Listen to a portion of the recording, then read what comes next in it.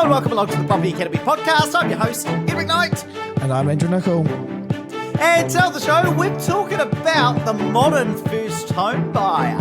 So it's quite interesting because the first home buyers are changing. They're obviously different to 30, 40, 50 years ago when people were first buying their first homes back then.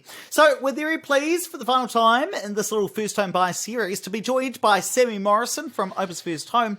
And Sammy, you're here today to walk us through some case studies of some of the first home buyers you've been working with to just show us, what are the situations where people actually are able to buy their first home, in Auckland today, because I know that's what you do. But just because I don't think we've talked about what you do in the last couple of episodes, just to summarize what Sammy does is she goes out and works with first home buyers, figures out, what roughly they can afford, and then goes out and finds new build developments, new build properties that meet their criteria, meet what they want to do, and fit within their budget. So it's pretty cool, actually. But let me ask you this question, Sammy. You're mainly helping people buy their first homes in Auckland, and it's probably, I can't believe that there actually are any first home buyers in Auckland given the state of the media at the moment. But what does someone buying their first home in Auckland actually look like? Are they 55 and earn 200 grand a year? Look, we've got a pretty good variety of first home buyers actually coming through. So anywhere from your early 20s to your late 40s typically. We do see more and more couples coming through and using their buying power collectively to buy a home, or siblings coming through and using their buying power together. It's a difficult road to be doing it on your own, but there's ways around it. We do certainly have some younger first home buyers struggling but making it work. So yeah, it's definitely changing, but I couldn't say we have a typical first home buyer as of yet. It's pretty varied. So, Sammy, what sort of budget are first home buyers looking at in Auckland? That's a great question, Andrew. We are struggling to find anything under 700 at the moment. We're getting the occasional one come through, but they are looking more and more likely to be looking at a $950 to $1.2 million first home. So people are partnering up or saving a bit more to try and stretch their budget as far as possible to get something that maybe suit them for 5 to 10 years rather than just something right now. Oh, that makes sense. And what's the mood of first home buyers? Are they feeling dejected? Do they still have motivation? Are they feeling frustrated with banks, or do they just hate all us property investors? Hey, it's a tough world out there for first home buyers at the moment. You go on Trade Me, you finally feel like you're ready to buy a home and you come up blank. There's not a lot out there at the moment, especially in your preferred areas or your preferred housing style. People are feeling dejected, to say the least. And that's actually quite an interesting comment about the lack of stock on Trade Me. So I just at the weekend I wanted to have a look at everything in the market just to kind of make sure that we'd captured everything possible for first home and for investor, and specifically try and find something for one of our team to buy who's got some certain criteria. And there was just nothing. It's funny, we've got more stuff available off market than's actually being advertised at the moment because stuff doesn't even make the market some of the time now. Now, isn't it interesting, though, Sammy, that you're talking about people potentially spending $1.2 million and you're saying, well, they're not able to buy in their preferred areas and, X, Y, Z. But one thing that is a bit surprising for me is not just that, but how is it that a first home buyer is getting to a $1.2 million purchase price? So they're doing 10% deposits and, they're bringing $60K each, or they're tapping into bank of mum and dad. How are they getting the deposit for that $1.2 million purchase price? Look, the largest contributor is still going to be KiwiSaver. Typically, you've got 50 to 70K each in your KiwiSaver for these buyers. And then people are getting creative. I've got siblings that are teaming up. I have got friends that are buying together. And then I've got people who are accessing their inheritance early. There's definitely been some creative ways to make their dream home come true.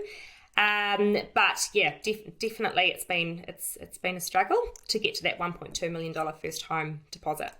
How do you access your inheritance? So do you just do mum off at the cliff or something. So you're just the favourite child for the next 10 Mother's Days, and you, you just have to become the favourite, I suppose. I already am, obviously. Well, walk us through in that case, Sammy. Give us a couple of case studies about first home buyers who are out there, because what I want to show to people is that, hey, it's still possible. And, in some cases, first home buyers are not actually buying the cheapest properties possible and holding out for those 650 or 700k properties, which are a bit rare, but still come around. People are purchasing at that higher amount, 1.2 million in this case. So give us a couple of case studies about people who are actually out there purchasing properties. Sure. Okay. So we've got Rosie, for instance. So Rosie actually had a property before with her parents and her sister. They renovated it. They didn't live in it themselves, but the sister actually did. They've then gone on to sell at quite a big profit. So the sisters have now got money for a deposit each. So they've got 2 homes to get now. She's now purchasing technically her first home on her own with her boyfriend. So this will be his first home. They've actually teamed up and then split off, and now they've got 2 deposits using that profit to now go and get their own individual homes. Just in case anyone's listening to this thinking, I thought a first home had to genuinely be a first home. You're right in your role. So if you appear on a title of property, so it can be a rental property or it can be a trust that you're the trustee of, you therefore don't qualify for first home buyers grant, all those kind of things, but there is the second chance exemption. So with your KiwiSaver, if you've been through a separation or if you're in the same position as a first home buyer, sometimes you can get sign off from that. So it's worth investigating that some of the time. But in Rosie's situation here, I think because she had the profit, and I actually know Rosie, by the way, that's why we're talking about her, and because she had that big profit from that, the way she used that property as a stepping stone, even though she didn't live in it, that's kind of become her deposit. So she hasn't needed to access the first home grant or KiwiSaver again. Okay. Because essentially she'd already spent it.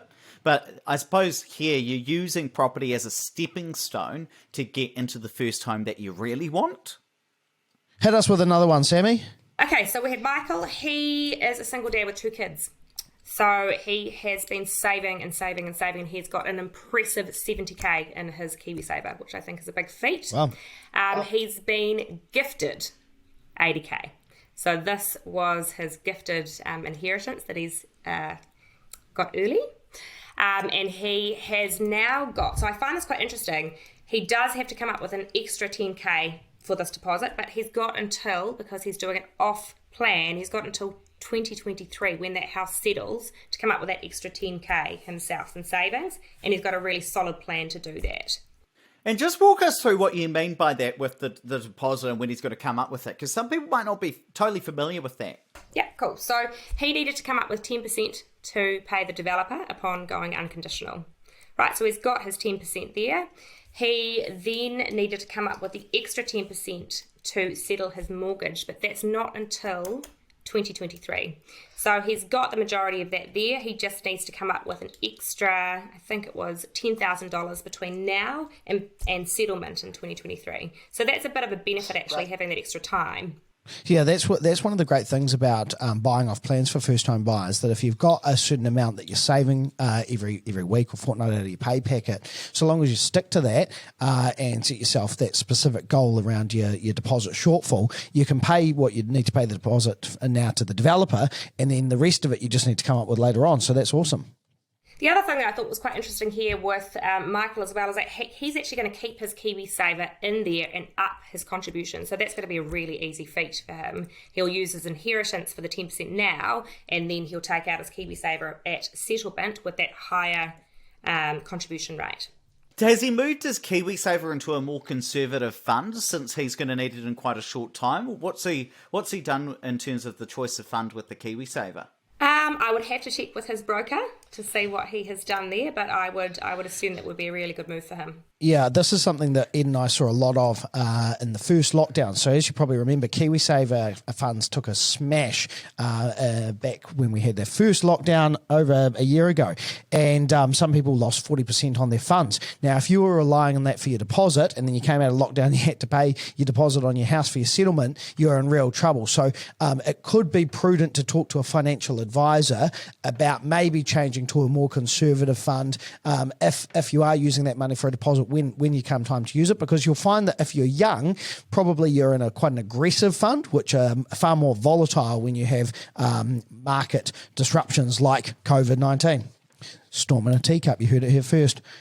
And just give us one more, Sammy. Talk to us about, I love it. I love the first home buyers buying. Talk to us about somebody else purchasing.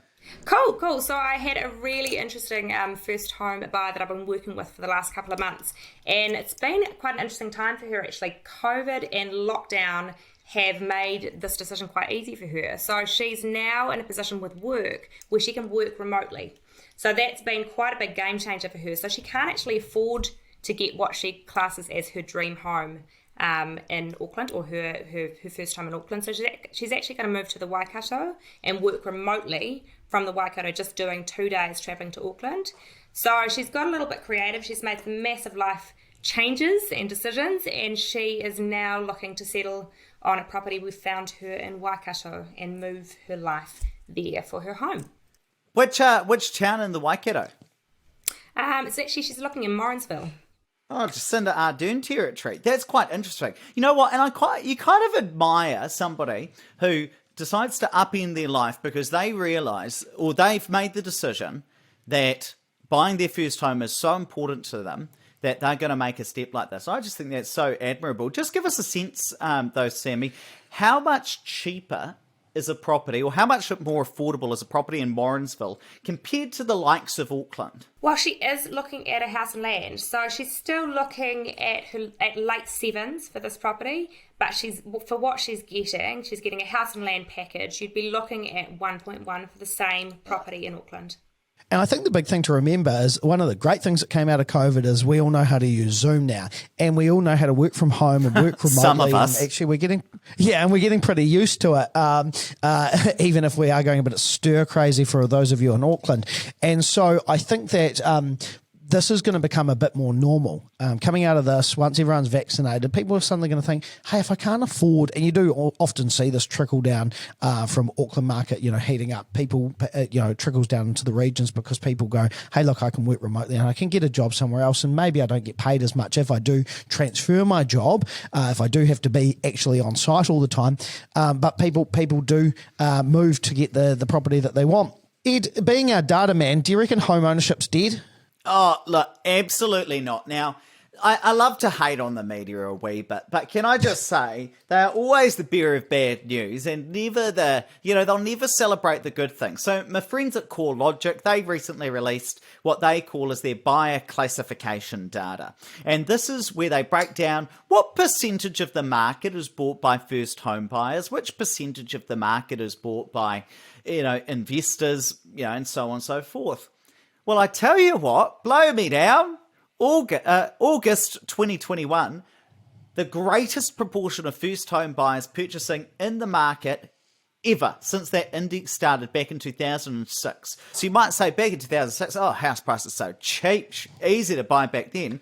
Yeah, but only 22% of the market was first home buyers. Now, how much? 26.3% of the market was bought by first home buyers. So house prices might be expensive, but boy, those first home buyers are active. They are out there purchasing, and it is a beautiful thing. So I think that all of you listening to the show, I need to enlist you within my own media organisation, Property Academy Incorporated, or Property Academy News, to go out and spread that word that, hey, first home buyers, it's at an all-time high right now, and that's a beautiful thing. It's just a wonderful thing. And if there's some first home buyers out there feeling dejected, thinking they can't do it, hey, houses might be very expensive. That's absolutely true. But the data doesn't lie. There are more first home buyers purchasing properties now than there ever have been. And I just think it's just such a wonderful thing. But just walk us through, Sammy. People have obviously heard you over the last 3 episodes on here, having a jibber-jabber about first homes. Just walk us through, what is it that you actually do before we let you go? What do you actually do for these first home buyers? Cool. So I guess I am more like a first home buyer's agent. I'm your first home fairy godmother. First home buyers come to me.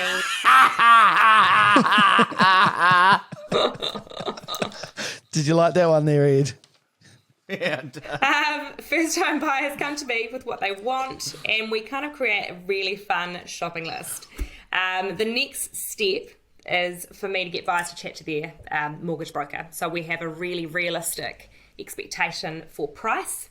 I will then take your little hit list or your shopping list or your dream first home list and take that to developers that might have something that would suit you. I'll then come back and present you with these different options, see which one will work, and then I can actually guide you through the whole process step by step. You know what? I do think that it's quite important as well, Sammy, though, that there is somebody out there, and often, sometimes mortgage brokers do play this role, but to, kind of guide the first home buyers through it, because I got so many questions, and they want to make sure they're a good decision. So I think, look, you call yourself the fairy godmother. I do think you're doing God's work going out there doing that. It's just a beautiful thing. And look, Sammy, just before we wrap up, what are you charging these first home buyers just before they get their hopes up? Yeah, so this is an absolutely free service, which is crazy. But, we're here to guide you, and there's no cost to you. We get our fee from the developer that you end up settling with, so there's no price or cost to you for our service at any stage. Fantastic. Let's wrap it up there, but please don't forget to rate, review, and subscribe to the Property Academy podcast. Really does help us get the message out to more people. And hey, if you do want to have a chit-chat with old Sammy here, then head over to opusfirsthome.co.nz. You'll be able to find out more. And don't forget, webinar is on tonight, how to live off your property investment portfolio. It is going to be a banger. We're going to talk about the strategies you could use to fund your lifestyle off your property investment portfolio. So tap a swipe over the cover art. There'll be a link in there to where you can sign up, or just go to opuspartners.co.nz/webinar.